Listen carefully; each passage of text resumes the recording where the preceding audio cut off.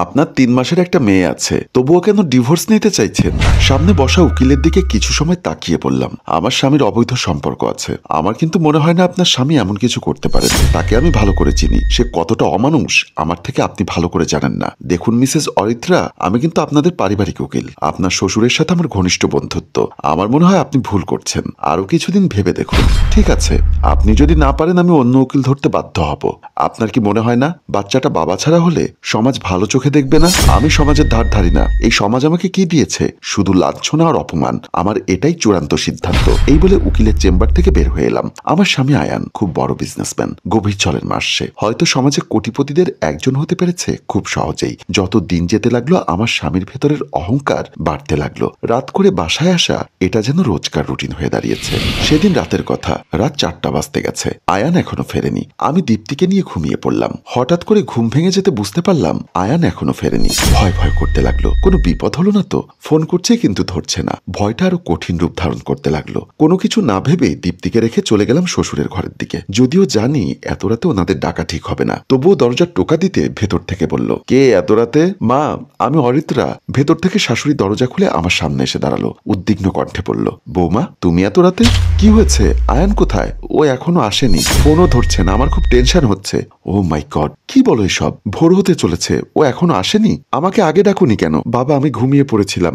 এখন ঘুম ভেঙে যেতে বুঝতে পারলাম ও আসেনি। ঠিক আছে, তুমি চিন্তা করো না, আমি দেখছি কি করা যায়। ঠিক এমন সময় কলিং বেলের শব্দ হলো। আমি আর আমার শ্বশুর চমকে উঠলাম। শাশুড়ি গিয়ে দরজা খুললো। আমিও পেছনে গেলাম। দেখলাম আয়ান বাসায় ফিরল। চোখ দুটি জবা ফুলের মতো লাল টকটকে হয়ে আছে। শাশুড়ি কিছু বলার আগেই ও বলল, মা সরি, অফিসে কিছু জরুরি কাজ ছিল, তাই এত লেট হয়ে গেছে বাসায় আসতে। যাও তোমরা শুয়ে পড়ো। আয়ান, তুমি ফোন করে ব্যাপারটা অরিত্রাকে জানাতে পারতে। এরকম ভুল সামনে করবে না, কথাটা মনে থাকে যেন। এই বলে শাশুড়ি শোবার ঘরে চলে গেলেন। আয়ান এসেই শুয়ে পড়ল। আমি ওর কাছে গিয়ে বললাম, রাতে কিছু খেয়েছো? বাইরে থেকে ডিনার সেরে নিয়েছিলাম। তুমি জানো আমি কত টেনশনে ছিলাম? একটা ফোন দিয়ে জানাতে পারতে। অরিত্রা, আমি টায়ার্ড, প্লিজ এখন আমার ঘুম দরকার। এই বলে অন্যদিকে মুখ করে ঘুমিয়ে গেল।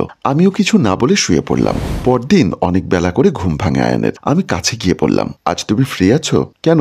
দীপ্তির জন্য কিছু কেনাকাটা করতে হবে। অনেকদিন আমরা বাহিরে ডিনার করি না, চলো আজ বাহিরে ঘুরেও আসা যাবে। অরিত্রা, আমার বিকালে একটা মিটিং আছে, তুমি একাই চলে যাও, আমি অন্য একদিন যাব।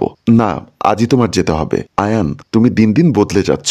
আমার জন্য তোমার এখন কোনো সময়ই নেই। আমার নতুন বিজনেস, কেন তুমি বুঝতে চাইছো না? শপিং করতে যত টাকা লাগে তুমি নিয়ে যাও, প্লিজ। আমার সময় নেই কোথাও যাবার। এই বলে হনহন করে উঠে চলে গেল। আমি ওর এমন বিহেভ দেখে হতবাক হয়ে রইলাম। আয়ান অনেক বদলে যাচ্ছে। একটা অজানা ভয়ে বুকটা দুরুদুরু করতে লাগলো। হঠাৎ করে আমার কানে আয়ানের ফোনের শব্দ ভেসে এলো। দেখি ওর ফোন, হয়তো কেউ জরুরি কল করেছে। ফোন হাতে নিয়ে সারা বাড়ি খুঁজলাম। দেখছি আয়ান অফিসে চলে গেছে। হঠাৎ একটা বুদ্ধি মাথায় এলো, ফোন নিয়ে আয়নের অফিসে গেলে কেমন হয়? ওকে না বলেই সারপ্রাইজ দেওয়া যাবে। তারপর আমার ঘরে ঢুকে গেলাম। তৈরি হয়ে শাশুড়ির ঘরে গিয়ে বললাম, মা, আমি একটু বাইরে যাচ্ছি, এখনই ফিরে আসবো। হঠাৎ করে কোথায় যাবে বৌমা? আয়ানের ফোনটা রেখে গেছে, বারবার কল আসছে, হয়তো কোনো জরুরি কল। ঠিক আছে যাও, আপনাদের নাতিকে নিচ্ছি না, দেখে রাখবেন। দাদু ভাইকে নিয়ে চিন্তা করতে হবে না, আমি আছি তো। সত্যি আমার ভাগ্য ভালো যে এমন শ্বশুর শাশুড়ি পেয়েছি, আমাকে কত কেয়ার করে। তারপর রওনা দিলাম অফিসের দিকে। অফিসের নিচে আসতে ভীষণ ভালো লাগছে আজ। আয়ান আমাকে দেখে কি করবে মনে পড়লেই হাসি পাচ্ছে। হয়তো অবাক হয়ে যাবে এভাবে দেখে। অফিসের ভেতরে ঢুকে আয়ানের রুমের দিকে এগিয়ে যেতে লাগলাম। সামনে পড়লো অফিসের পিএস মেয়েটা। দেখতে ভীষণ সুন্দরী, ইচ্ছে করে তাকিয়ে থাকি অনেক সময়। আজ আবার শাড়ি পরে এসেছে, অসম্ভব সুন্দর লাগছে। আমি কাছে যেতেই হেসে দিয়ে বলল, কেমন আছেন ম্যাম? ভালো আছি মোনা, তুমি কেমন আছো? জি ভালো। তোমাদের স্যার কোথায়? স্যার তো একটু আগে বের হয়ে গেলেন। কোথায় গেছে বলতে পারো? ম্যাম, সেটা তো জানি না, তবে এসেই আজ স্যার বেশি সময় অফিসে ছিলেন না, কোথায় যেন বের হয়ে গেলেন, আর বললেন ফিরতে দেরি হবে। মোনার কথা শুনে একটু অবাক হলাম। কোথায় গেল হঠাৎ করে? কোনো সমস্যা হলো না তো? আমি মোনার দিকে তাকিয়ে থেকে বললাম, ঠিক আছে, বাসায় এসে একদিন ঘুরে যেও।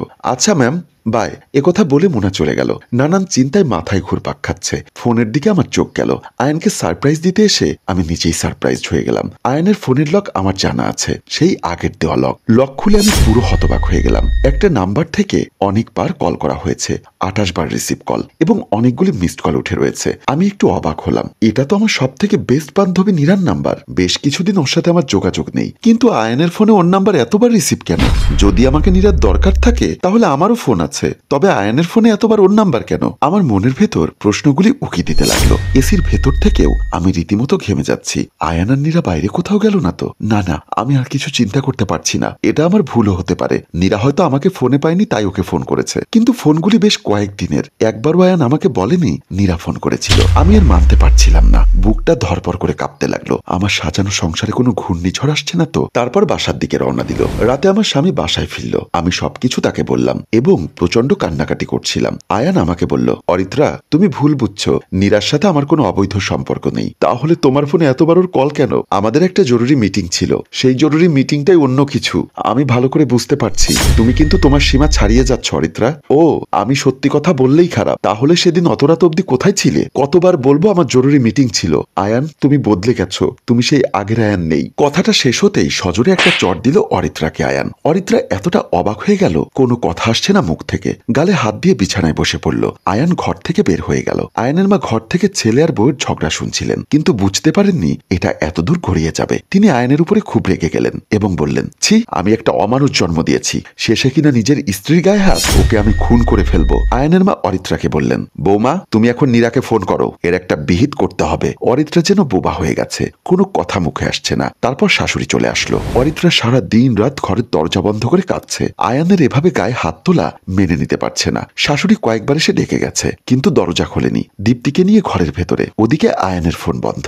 সারা রাত বাড়িতে আসেনি। এতে করে অরিত্রা আরো বেশি অভিমানী হয়ে গেল। সিদ্ধান্ত নিল আয়ানের সাথে আর না। আয়ান অরিত্রাকে দূরে ঠেলে দিয়েছে, অনেক দূরে। পরদিন সকালে অরিত্রা শাশুড়ির কাছে গিয়ে বলল, আমাকে ক্ষমা করবেন, আমি এ বাড়ি ছেড়ে চলে যাচ্ছি। বৌমা, তুমি কি পাগল হয়ে গেলে? কি বলছো এসব? আয়ানের উপরে অভিমান করে এটা করতে পারো না। আয়ানের যদি কোনো দোষ না থাকতো, তাহলে কেন সত্যিটা আমাকে বলছে না? অরিত্রা, আমার বিশ্বাস কোনো কিছু একটা আছে এর মাঝে। তুমি হঠাৎ এরকম সিদ্ধান্ত নিও না। প্লিজ মা, আমাকে আমার মতো চলতে দিন। আয়ানের জীবনে আমি বাধা হয়ে থাকতে চাই না। এই বলে দীপ্তিকে নিয়ে বাবার কাছে চলে এলো। বিছানায় বসে ভাবলো, আজ 1 সপ্তাহ হতে চলেছে আমি বাবার বাড়িতে, কিন্তু একবারও আয়ান ফোন করেনি, খোঁজ খবর নেয়নি। অরিত্রা এবার পুরোপুরি বুঝে গেছে আয়ান আগের মতো নেই। এসব কথা ভাবতে ভাবতে ঘুমিয়ে গেলাম। গভীর রাতে ঘুম ভেঙে গেলে মানুষ একটা নিশ্চিত হাত খোঁজে, যে হাত অন্য হাতকে শক্ত করে ধরে বলে, আমি আছি, ভয় পেও না। এলোমেলো বাতাস আলতো করে ছুঁয়ে দিয়ে বলে, তোমার ভালোবাসা তোমার আছে। কিন্তু অরিত্রা ডুকরে ডুকরে কাঁদছে প্রতিটা রাত। ঘুম ভেঙে গেলে কেউ বলছে না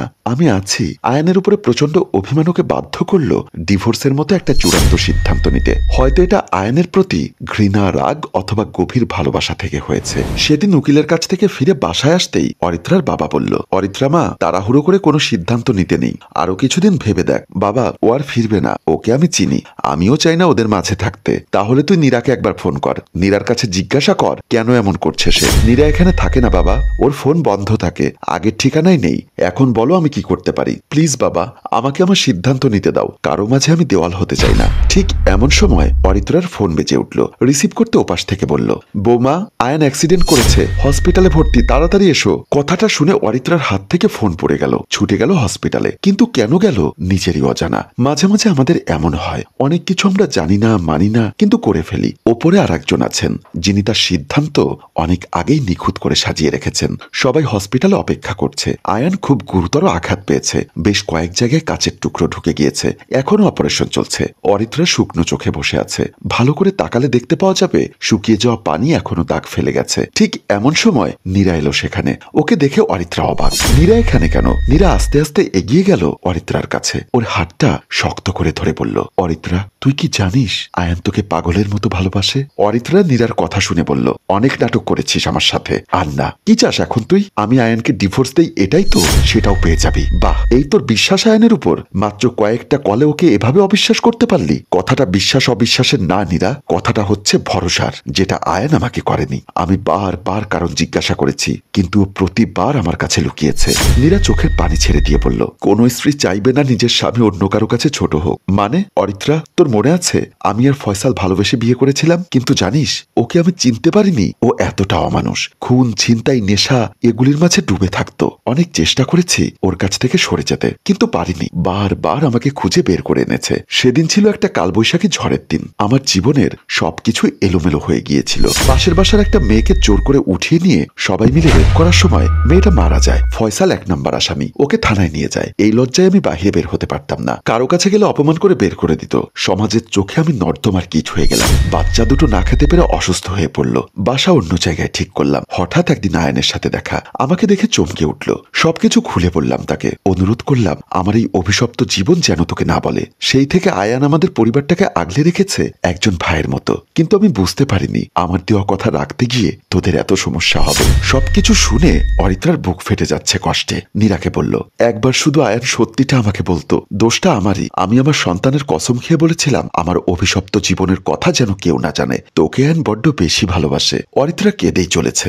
এমন সময় ওর শাশুড়ি মাথায় হাত দিয়ে বলল, কেঁদো না মা, আয়ানের কিচ্ছু হবে না। অরিত্রা শাশুড়ির দিকে তাকিয়ে দেখে চোখে জল চিকচিক করছে, কিন্তু মুখে জিতে যাওয়ার হাসি। একজন পিতা সন্তানের কাছে জিতে গেছে, এর থেকে আর কি পাওয়ার থাকতে পারে। ডাক্তার এসে বলল, আয়ানের জ্ঞান ফিরেছে, আপনারা দেখা করতে পারেন। অরিত্রা ছুটে গেল আয়ানের কাছে। কাছে যেতেই আয়ানের চোখে জল পড়ল। দুজনের চোখ ভিজে গেছে জলে। আয়ান অরিত্রাকে কাছে ডাকলো। অরিত্রা আয়ানের পাশে বসে ফুপিয়ে ফুপিয়ে কাঁদছে, কোনো কথা বলতে পারছে না। আয়ান এবার অরিত্রার হাত নিজের হাতের ভেতরে নিয়ে বলল, তোমাকে ছাড়া একটা মুহূর্ত ভালো ছিলাম না। অরিত্রা আয়ানের হাত আরো শক্ত করে ধরে বলল, তাহলে কোনো খোঁজ খবর নাওনি কেন? জানো আমার এক একটা দিন কিভাবে কেটেছে? কে বলেছে খোঁজ নেইনি? রোজ উকিল আঙ্কেলের কাছে গিয়ে আমার নামে নালিশ করতে। কি ভেবেছো আমি জানি না?